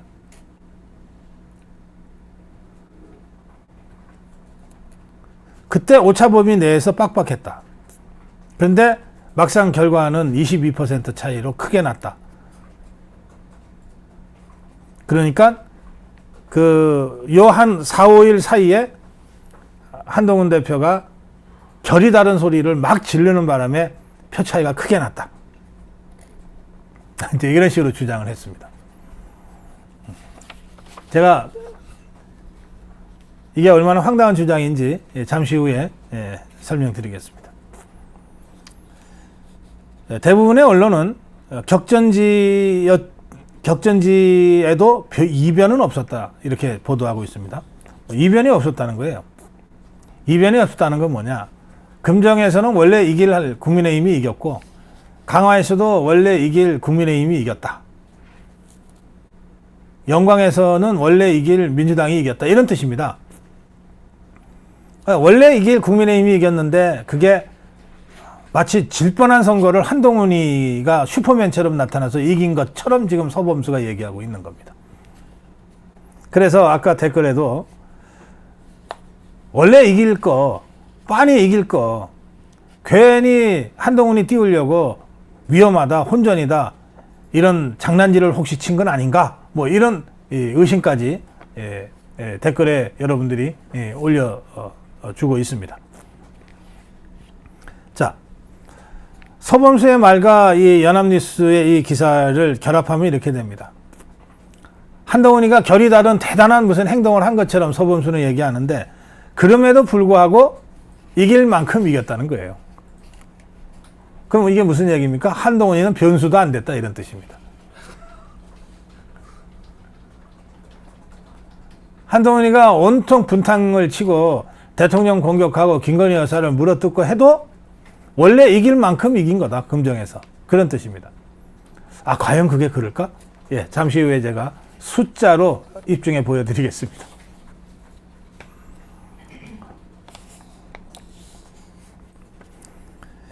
국민의힘에서는 금정구청장 선거하고 총선을 비교합니다. 그러면서 총선 때보다도 이번 선거에서 그 표 차이가 더 벌어졌다. 그러니까 이게 한동훈의 힘이다. 이런 식으로 주장하는 것 같아요. 우선 표차를 좀 제가 설명을 해드려야 되겠어요. 나 이런 참. 할 수 없이 또 우리 고성규 TV의 스태프들이 고생을 했습니다. 이번에 금정구만 볼게요. 금정구 국민의힘 윤희련 후보가 61%입니다. 61%. 민주당은 38%입니다. 그런데 지금 국민의힘의 서범수 같은 자들이 인용하는 건 뭐냐면 지난번 총선과 비교하는 겁니다. 지난번 총선. 그럼 지난번 총선은 뭐냐? 이 금정구가 단일 선거구예요. 그러니까 비교하기가 쉽죠. 그러니까 금정구 지역구 국회의원 선거구나 금정구 구청장 선거구가 똑같다는 뜻입니다. 여기서 국민의힘의 백종헌이 이겼는데 그때 득표율이 56.6입니다. 56.6. 민주당은 43.4. 그러니까 국민의힘은 지난 5개월 전, 5달 전에 총선에서 국민의힘의 백종원이 56을 했는데 이번에 윤희련이 61을 했다. 5%나 더 늘었다. 이게 한동훈의 힘이다. 뭐 이런 주장을 하고 있는 셈이죠. 자, 그런데 잠깐. 뭐 기왕에 숫자 보는 김에 하나만 더 볼게요. 2022년 3월 9일. 어떤 날인지 기억하시죠? 대통령 선거 때입니다. 대통령 선거 때도 구별로 득표율이 나와요. 이 2년 반 전에 대통령 선거 때 윤석열 후보가 이 금정에서 얻은 투표율이 얼마냐? 61.7입니다. 이재명이는 34예요. 신기하죠? 자, 보세요. 이번에 금정구에서 윤일현이 얻은 표가 61.03이에요. 2년 반 전에 금정에서 윤석열 대통령이 얻은 표가 61.70입니다. 숫자가 거의 똑같죠. 또 그때 이번에 민주당이 얻은 게 38인데 2년 반 전에 이재명이가 얻은 표가 34예요. 비슷하죠. 그러니까 이게 무슨 얘기냐. 이번 금정구 선거는 2년 반 전에 대통령 선거 때와 똑같은 표심이 나타났다는 겁니다. 그런데 그러면 총선 때는 왜 안 나타났어? 한동훈이가 당대표 하면서 다 망쳐놨으니까. 장해찬이 또 공천 박탈하고 부산 지역만 놓고 보면 다 망쳐놨으니까 꼴 보기 싫어서 안 간 사람들이 있는 거예요. 2년 반 전에 윤석열을 뽑은 61.7%가 이번에 윤희련을 다시 61.3%로 뽑았어요. 그런데 5달 전에 한동훈이가 선거를 완전히 망쳐버린 그 선거에 너무 마음이 상해서 그중에 5%가 투표장에 안 가는 바람에 백종헌은 56%밖에 못했던 겁니다. 근데 이래놓고서 이걸 한동훈의 승리라 그래요? 부산 시민의 승리지 금정 구민의 승리고 굳이 따지면 윤석열 2년 반 전의 승리가 다시 확인이 된 거죠.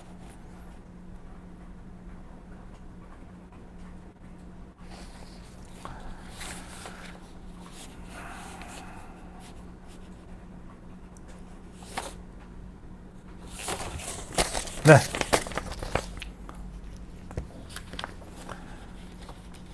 네, 펜앤마이크는 이렇게 이번 선거를 평가합니다. 진정한 승자는 윤석열 대통령이다. 내용을 들여다보면 윤석열 대통령의 의미 있는 승리로 평가된다. 민주당으로부터 가혹하리만큼 공격과 압박을 받아온 윤석열 대통령. 그리고 한동훈 세력으로부터도 정말 야비하기 짝이 없는 공격을 받고 압박을 받아온 윤석열 대통령이 그럼에도 불구하고 2년 반 전에 얻었던 그 득표 그 수만큼 금정에서 다시 얻었다. 이것은 윤석열 대통령이 정복주사파의 공격, 한동훈 일당의 반란에도 불구하고 의연히 자유파 국민들의 지지를 확고하게 받고 있다는 것을 뜻하는 것이다. 이렇기 때문에 정복주사파들의 탄핵 공세는 이제 더 이상 설 자리가 없어졌다. 더 나아가 한동훈 일당의 김건희 여사에 대한 공격, 그걸 통한 윤석열 흔들기도 이제 불가능해졌다는 것을 이번 선거 결과는 보여주고 있다.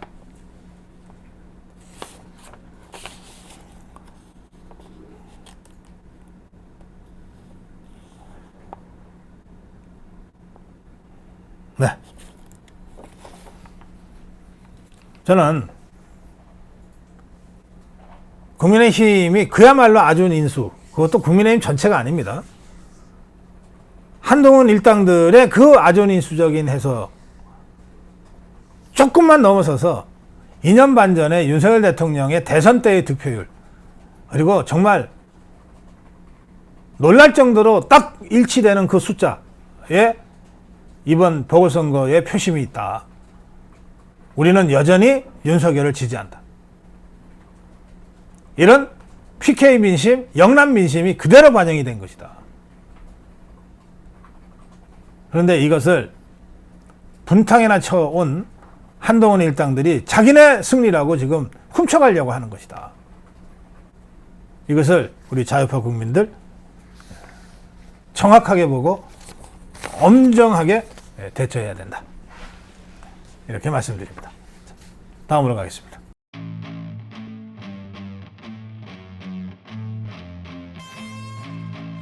네, 봉창 두드리는 한동훈의 3대 요구. 자다가 봉창 두드린다는 바로 그 봉창입니다.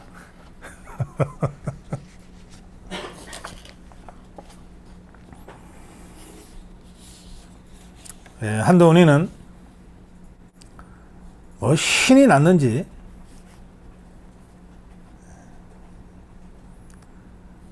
최고위원회의에서 김건희 여사와 관련해서 3가지 요구를 공개적으로 대놓고 했어요. 한동훈이가 막 웃음을 참을 수 없다는 듯이 싱글벙글거리면서 김건희 여사와 관련된 3대 요구를 하는 자리 바로 옆에 추경호 원내대표, 김재원 최고위원이 있는데 사진이 그래요. 네. 뭐 씹은 표정으로 그냥 앉아 있네요, 옆에. 자, 이 한동훈의 3대 요구는 뭐냐? 김건희 여사의 대외 활동을 중단하라. 그 다음에 김건희 라인을 쇄신하라. 잘라라. 세 번째는 의혹 규명에 적극 협조하라. 이겁니다.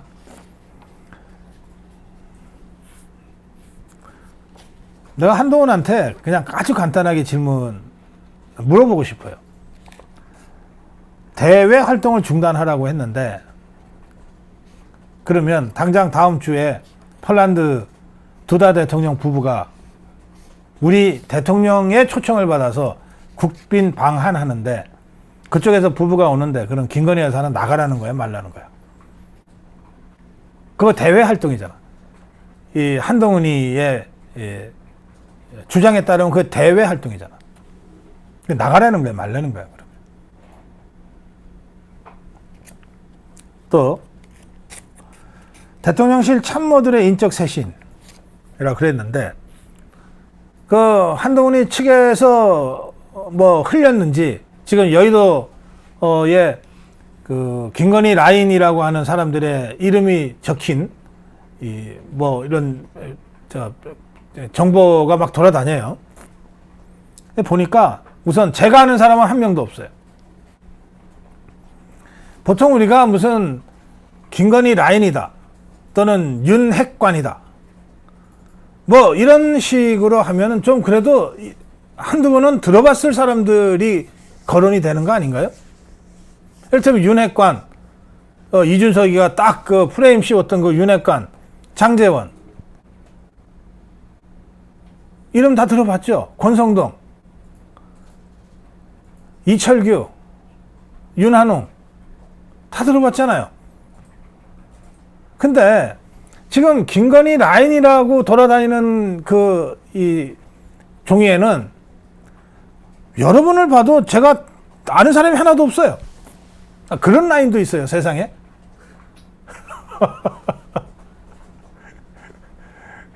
제가 한 40년 정치평론 하면서 그런 라인은 저 처음 봅니다. 그러면 제가 아무리 생각하고 들여다봐도 모르겠다 싶은 그 사람들, 뭐 주로 행정관들이에요. 그래, 한동훈이 얘기대로 이 사람들을 그러면 김건희 라인이다 라고 뒤집어 씌워갖고 다 쳐낸다고 칩시다. 그러면 그 자리에 국회의원한테 갖다 앉히겠어요? 결국은 행정관 자리에는 행정관 수준의 사람을 앉혀야 될 거 아니에요. 그러면 모르긴 마찬가지야. 누굴 거기다 갖다 앉히든. 그럼 어떻게 됩니까?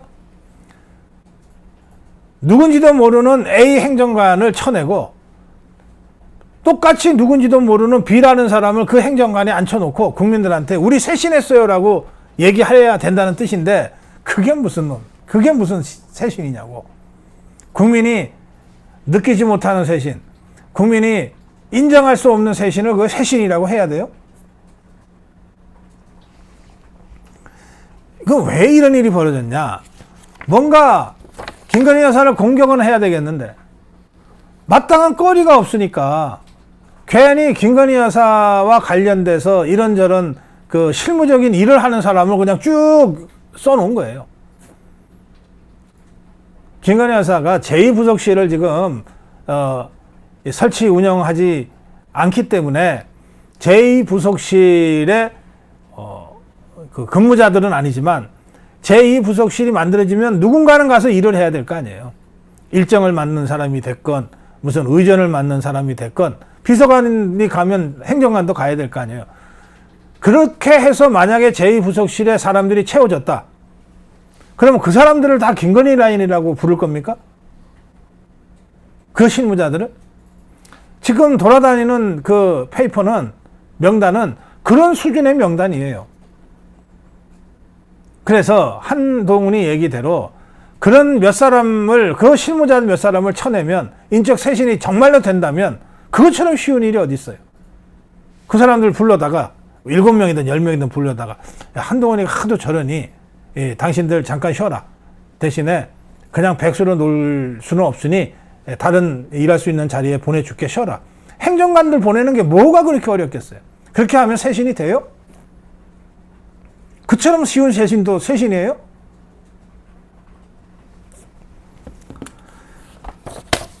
그 다음에 이제 세 번째, 의혹 규명 협조 요청. 이게 무슨 소리예요, 이거?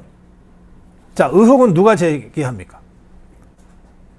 김건희 여사와 관련된 의혹을 누가 제기합니까? 윤석열 대통령이 제기합니까?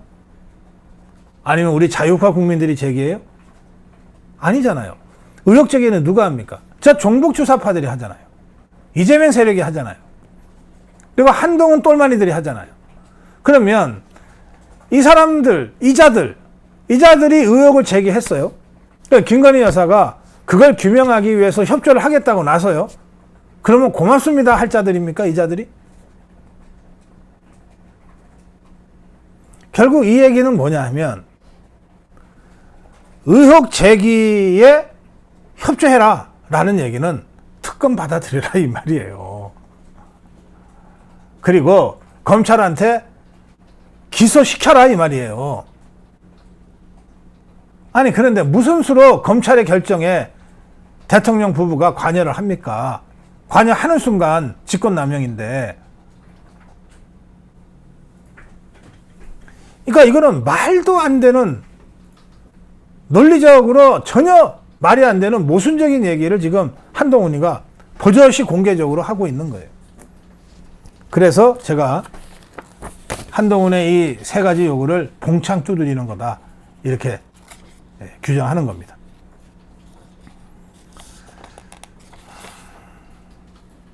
그런데 한동훈 일당들이 참 야비합니다. 한동훈이가 그냥 이렇게 공개적으로 주장하면 뭐 그 주장이 일리가 있으면 받아들일 수도 있고 영 말도 안 되는 거라 그러면 불러갖고 조목조목 가르쳐 줄 수도 있고 야단을 쳐줄 수도 있고 그렇잖아요. 근데 그렇지가 않아요. 한동훈이는 혼자 움직이는 게 아니에요. 그 일당들이 같이 역할 분담해서 움직여요. 한동훈이는 이렇게 점잖게 세 가지 요구를 했어. 그리고 난 다음에 바로 누군가가 나서서 이 요구 안 들어주면 너네 큰일 날 줄 알아. 그리고 협박을 합니다. 어떻게 협박을 하냐? 이렇게 협박합니다.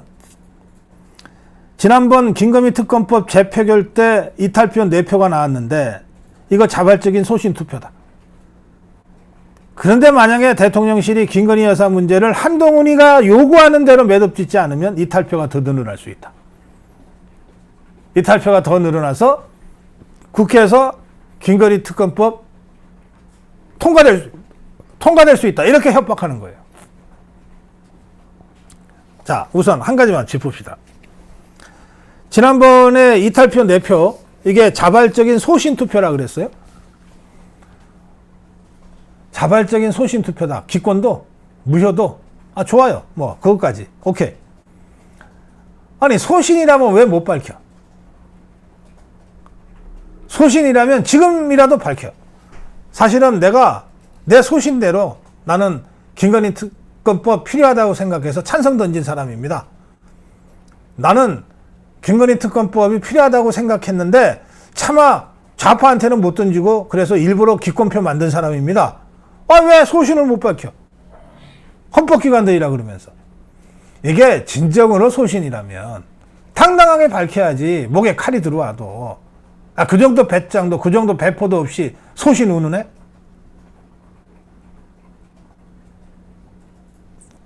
지금껏 이 4표 내가 던졌다고 나선 자는 하나도 없어요.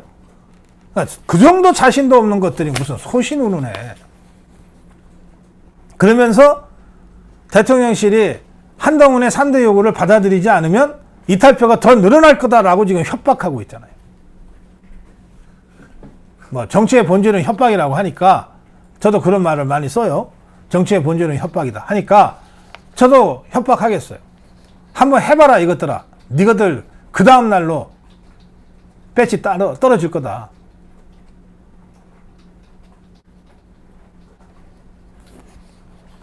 저도 이거 협박했어요. 그 다음날로 배지 떼는 게 그게 뭐가 어렵습니까?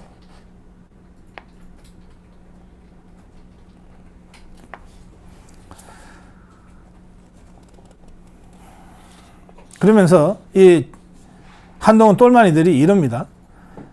대통령실이 김건희 특검법을 막을 명분을 줘야 한다. 마지노선인 8표 이탈의 기로에 섰다. 아유, 대놓고 협박질이네, 이것들이. 이 8표가 어디 김건희 특검법만 8표겠어요? 윤석열 대통령 탄핵도 8표지. 사실상 윤석열 대통령 탄핵하겠다고 지금 협박하고 있는 거예요. 자기네들 말 안 들으면. 그런데 제가 여러 차례 분석해 드렸습니다. 어떤 자들이 이런 식으로 몰고 가는지는 우리가 짐작하지만 실제로 8표 절대 안 나온다. 왜? 대통령을 배신하고 탄핵에 부역하는 순간 지긋들 거기서 정치가 끝이다라고 하는 것을 8년 전에 그 쓰라린 경험을 통해서 적어도 배지 정도 단 정도의 이 머리가 있는 자들이라면 다 알고 있다. 그래서 협박은 할 수 있을지 몰라도 절대 실행으로는 못 움직인다. 협박은 할 수 있을지 몰라도 실행에 착수하지는 못한다. 지가 죽을 걸 너무나도 잘 아니까. 그러니까 우리 자유우파는 이 자들이 협박을 대통령을 향해서 한다면 우리 자유우파는 바로 이 자들을 향해서 협박을 해야 돼요. 그런데 우리는 뻥 안 칩니다. 뻥 안 쳐요. 진짜 배지 떼고 죽일 수 있다라고 우리가 협박을 하면 진짜 행동하는 게 우리 자유우파 국민들입니다. 정북주사파와 목숨 걸고 투쟁해서 정권 되찾아온 게 자유우파예요. 이 자들이 그때 뭐 했어요? 아무것도 안 했잖아요. 구경이나 하다가 굿이나 보고 떡이나 먹지 하고 떡이나 실실 들고 다녔던 자들 아닙니까? 이런 자들 배지 떼고 정치적으로 사망 선고하는 거 뭐가 어렵습니까?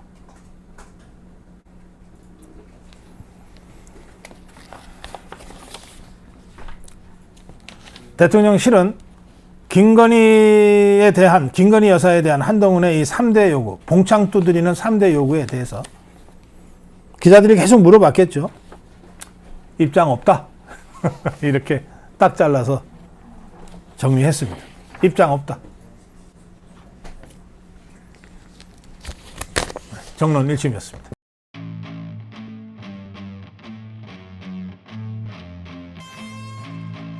첫 번째 정론 1심입니다. 재보선의 숨은 승리자는 윤석열 대통령이다. 어제 재보궐선거가 끝나자마자 이 한동훈 일당들이 와 한동훈의 승리다. 뭐 서범수 사무총장부터 해갖고서 정말 참 뭐라 그래야 될지 이게 참 아이고. 그래서 제가 이게 한동훈의 승리가 아니라 윤석열 대통령의 승리라고 하는 점을 어제 2년 반 전에 있었던 대통령 선거에서의 득표율 그거 정말 신기할 정도로 일치하죠. 2022년 3월 9일 부산 금정구에서 윤석열 후보가 얻었던 61.7% 그리고 이번에 국민의힘의 윤일현 후보가 얻은 61.03% 거의 숫자가 같잖아요. 그 중간에 한동훈이가 지휘했던 총선에서는 55% 근처로 떨어졌다가 그래서 이것은 뭐 한동훈이가 어쩌고 저쩌고가 아니고 하도 저 종북 주사파들이 대통령을 겁박하고 탄핵으로 몰아가고 여기에 정신없는 이 한동훈 일당들까지 가세하는 상황을 보고 위기의식을 느낀 2년 반 전에 윤석열 후보를 찍었던 바로 그 자유파 국민들이 이번에 그대로 나와서 다시 국민의힘 윤일현을 찍은 결과다. 제가 그렇게 설명을 했습니다. 그러니 이것은 윤석열 대통령의 승리다. 선거 직전까지 금정구와 관련한 여러 여론조사가 전부 박빙, 혼전, 야 지고 있다. 이런 소리들 나왔잖아요. 그런데 2년 반 전에 윤석열을 대통령으로 만들었던 우리 그 자유파 국민들이 딱 기다리고 있었던 거예요. 그리고 탄핵? 웃기는 소리 마. 한동훈? 웃기는 소리만. 우리는 윤석열을 찍었고 윤석열 정부를 성공시켜야 돼. 라고 다시 투표장에 나오신 거예요. 그 유권자들이 그대로 다시 나와서 찍었기 때문에 대선 때와 똑같은 61%가 나온 거예요. 근데 이걸 그래 정말 가소롭게도 한동훈의 승리라고 떠들어대요. 네, 매일신문은 이렇게 분석했습니다. 네, 대구매일신문인데요. 11.6 재보궐선거를 보면 한동훈이하고 이재명이가 서로 뭐 지것들이 이겼네 어쨌네 들고 아전인수식 해석을 하고 있다. 그러나 정치 좀 아는 사람들은 이번 선거는 윤석열 대통령이 실질적인 승리자라고 얘기한다. 만약에 금정에서 졌거나 강화에서 졌거나 특히 금정에서 졌다면 한동훈이가 지금은 승리가 지그들 때문이라고 하는데 졌다면 패배가 한동훈 때문이라고 했겠냐. 전부 다 패배 책임을 윤석열 대통령 김건희 여사한테 뒤집어 씌웠을 거다. 그러니까 윤석열 대통령 입장에서는 자칫 선거 결과가 좋지 않을 경우에는 모든 책임을 다 뒤집어 쓸 수밖에 없는 상황이었는데 그런데 부산 금정 구민들이 그것을 돌파하고 대통령한테 힘을 실어줬다. 그래서 이번 선거의 진짜 승리자, 숨은 승리자는 바로 윤석열 대통령이다. 김건희 여사에 대한 특검이 남발되고 근거 없는 정치 공세가 이어지고 한동훈 일당들이 선거에 질 때에 대비한 자해성 내부 공격까지 했지만 윤석열 정부를 지키기 위한 보수 자유우파 국민들의 지지로 윤석열 대통령은 이 책임론에서 벗어나게 됐다. 이번 선거는 그야말로 탄핵이라는 절체절명의 위기의식을 느낀 윤석열 대통령 지지층이 2년 반 전에 다시 그 지지층이 전선에 나선 결과라고 봐야 된다. 제 보선 결과는 따라서 한동훈 지지자들의 힘이라기보다 대한민국을 지키고 민생과 민심을 지키려고 애써온 윤석열 대통령과 윤석열 정부에 대한 자유파 국민들의 지지라고 해석해야 된다. 국민의힘 한중진 의원도 여당이 대야 공세 차단의 선봉에 서야 하는데 오히려 지도부에서 자중질환을 일으켜서 안타까웠다. 이제 국정감사도 내년도 예산도 조만간 끝날 테니 동시에 이재명이의 사법 리스크는 본격화될 테니 이번 재보궐선거 사실상의 윤석열 대통령의 승리라고 하는 이 재보궐선거를 계기로 국면 전환의 모멘텀이 만들어질 수 있다.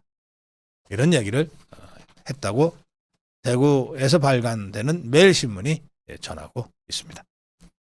자, 다음으로 가겠습니다.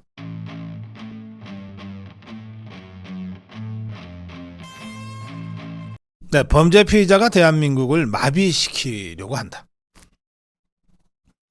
더불어민주당은 심우정 검찰총장을 탄핵하기로 결정을 했어요.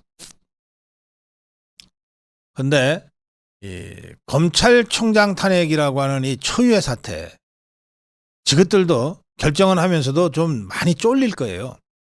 또 어떤 역풍이 불진 않나. 그러다 보니까 온갖 참 웃기지도 않는 얘기들을 이것들이 하면서 이제 서로 탄핵하고 나오는데 박지원이가 이런 말을 했습니다. 챗 GPT에다가 도이치모터스 주가 조작 사건 판결문을 넣어서 돌려보니 내가 서울중앙지검 검사라면 부장에게 김 여사는 구속 기소해야 한다고 나왔다. 국가와 검찰 조직을 살리기 위해서라도 검찰총장 등을 탄핵해야 한다. 야, 참 정말 교활하네요. 챗 GPT가 뭐라고. 그리고 이게 뭘 넣었다고요? 서울고법 판결문을 넣었대요. 어제 불기소 결정을 한 서울중앙지검에 입장문을 넣은 게 아니고 어제 불기소 결정을 한 책임자는 이창수 서울중앙지검장입니다. 왜냐하면 심정수 검찰총장은 이 도이치모터스 주가 조작 의혹 사건과 관련해서 수사권 배제가 돼 있습니다. 추미애가 발동한 수사권 배제, 이 사건과 관련된 검찰총장의 수사권 배제가 아직도 작동하고 있기 때문에 그래요. 그래서 오늘 법사위 국감장에서 이창수 서울중앙지검장이 이 사안과 관련해서 답변을 이제 주로 했는데, 이창수 서울중앙지검장이 이렇게 얘기합니다. 많은 분들이 이 사건을 기소하는 게 저에게 훨씬 좋다고 하는 선의의 조언들을 해주셨다. 야, 너 생각해서라도 기소해라 그냥. 어차피 무죄 날 건데. 라고 조언을 해주셨다. 그러나 나는 그렇게 할 수 없었다. 검사는 오로지 기록을 보고 증거와 법리에 따라 판단할 수밖에 없다. 여러 가지 안 좋은 상황에서 아무리 정치적으로 어떤 요구를 받는다고 해도 그 이유 때문에 기소를 한다거나 처리를 미룬다거나 이건 그야말로 정치검사나 할 짓이라고 생각했다. 자, 이창수 지검장의 말을 다시 한번 잘 생각해 보세요. 그것을 기소한다거나, 그러니까 증거와 법리에 따라서 보면 무혐의 불기소를 해야 되는데 정치적인 고려 때문에 그걸 기소한다거나 또는 처리를 미룬다면 그것이 정치검사라고 생각했다. 자, 국민 눈높이 얘기하면서 기소 주장한 자가 누굽니까? 1년 7개월 동안 법무장관 하면서 처리를 미루는 자가 누굽니까?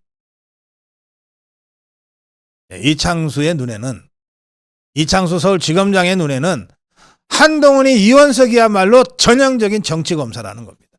그러자 당신을 위해서라도 기소하는 게 좋다고 얘기한 사람들이 누구냐 이런 질문이 있었어요. 저를 아끼시는 분들이다.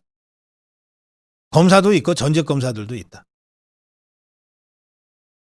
그러나 제가 정무적 판단이 좀 부족한지 모르겠지만 그런 정무적인 얘기하는 분들이 아무리 많은 얘기를 해도 나는 검사다. 나는 기록을 보고 증거를 보고 법리를 따져서 판단하는 사람이다. 그리고 수사 검사들의 의견을 존중하면서 일하는 서울중앙지검장이다. 수사 검사들과 머리를 맞대고 열심히 논의했다. 그리고 가장 합리적이라고 생각되는 결론을 내려서 국민들한테 알렸다. 누구를 돕거나 봐주려는 것은 애초부터 없다. 만약 그렇게 하면 바로 드러난다. 그러니 그런 얘기 하려면 이 사건 결정문을 다시 한번 잘 봐주시면 좋겠다. 레드팀을 만들었다고 해서 책임을 회피할 생각 없다. 모든 것은 내 책임하에 진행된 일이고 여러 사람들의 의견을 듣기 위해서 레드팀과의 크로스 체킹까지 했을 뿐이다. 이 사건 무혐의 불기소 결정에 대한 모든 책임은 나 이창수가 지겠다. 이제 좌파들이 하도 이창수가 당당하게 얘기하니까 뭐 시비거리가 없나, 뭐 이렇게도 찔러보고 저렇게도 찔러봤는데 그중에 그 윤석열 대통령한테 받은 은혜를 갚기 위해서냐, 뭐 이런 질문도 있었나 봐요. 이창수 지검장 이렇게 얘기합니다. 대통령으로부터 받은 은혜 없다. 서울중앙지검장 내가 하고 싶어 하는 거 아니다. 질문 자체가 매우 모욕적이다.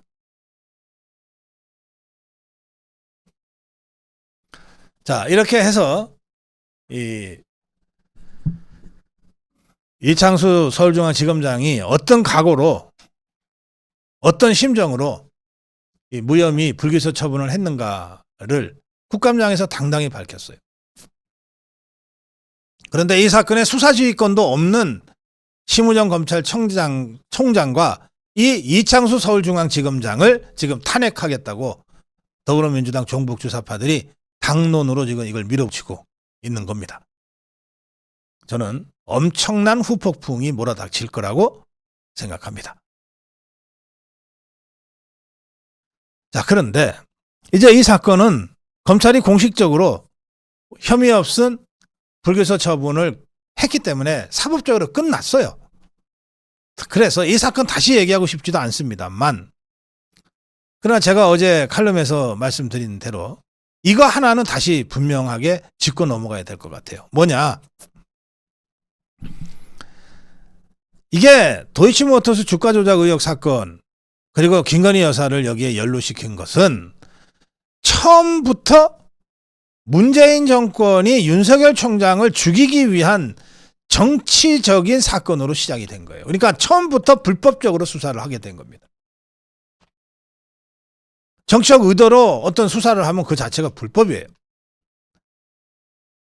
그러니까 문재인이, 그리고 당시에 조민이, 조국이,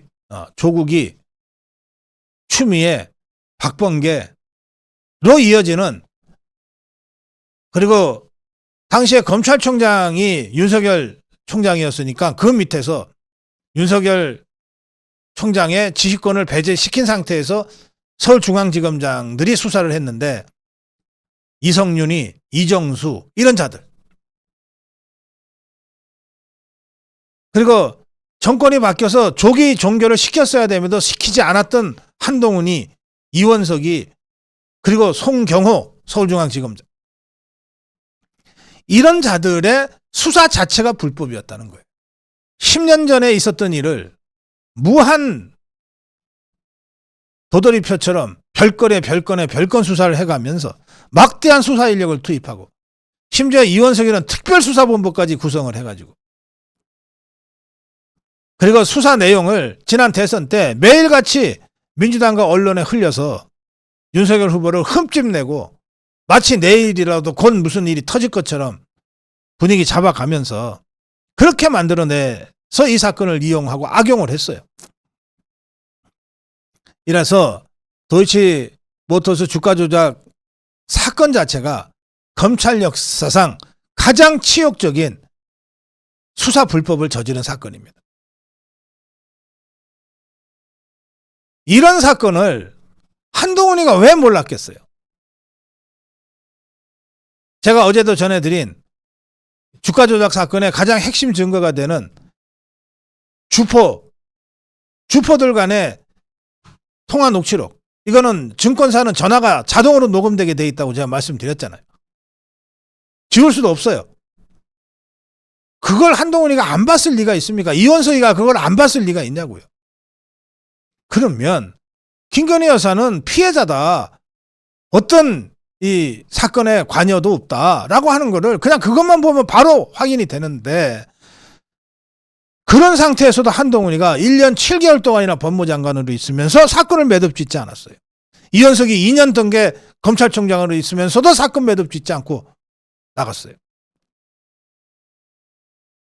이런 상태니까 대선 기간 내내 도이치모터스 주가 조작 의혹이 대문짝만하게 신문에 실리면서 저 정북주사파들의 김건희 악마화 수단으로 악용됐고, 윤석열 대통령에 대한 공격 소재로 계속해서 악용되지 않았습니까? 왜곡된 수사 상황이 매일 지상파 종편을 장식하고 신문을 장식하고 좌파 패널들이 허구한 날 라디오에 나와서 종편 패널로 나와서 떠들어대지 않았냐고요. 전형적인 문재인 정권의 개 노릇을 했던 정치검사, 그리고 좌파 언론, 그리고 더불어민주당, 이 3자의 합작으로 인한 정치 공작이었다는 거예요. 따라서 왜 이렇게 탈탈 털어놓고도 그 정권의 개 노릇을 했던 정치검사들마저도 기소를 못했냐. 그 당시 문재인 정권 당시에 이 수사검사가 통화 녹음 자료, 어제 제가 소개해드린 그 자료를 제시하면서 이런 자료가 있는데 이걸 기소하면 나중에 저희들이 감옥 갑니다 라고 했다는 얘기가 법조계에 파다하게 퍼져 있었어요. 근데 이걸 한동훈이가 몰라요? 이걸 이원석이가 몰라요? 더구나 이 사건을 그래도 그나마 뒤늦게 강골검사 이창수 서울중앙지검장이 이걸 바로잡아서 올바른 결론을 내렸잖아요.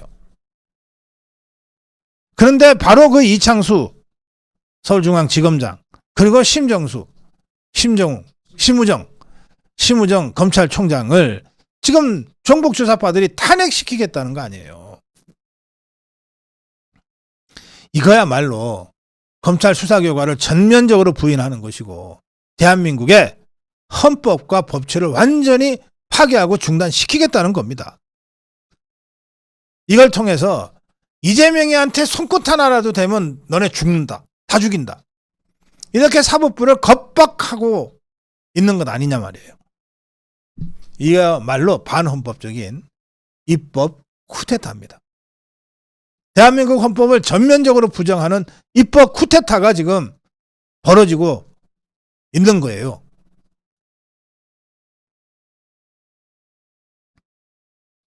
그래서 더 이상 좌시할 수 없다.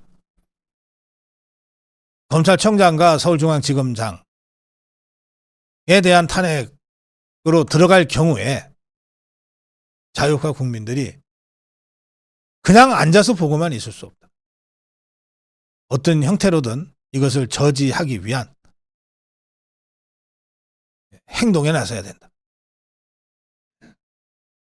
구체적으로 어떻게 행동해야 될 것인지는 실제로 저 종북 주사파들이 심우정 총장, 이창수 지검장 탄핵으로 갈지 안 갈지 사실은 엄포만 놓고 이것들도 쫄리고 자칫 잘못하면 엄청난 후폭풍이 예상되기 때문에 함부로 못할 거라고 저는 생각합니다만 저 종북 주사파들의 행동을 지켜보면서 대책을 다시 여러분께 말씀드리겠습니다. 정론 1침이었습니다.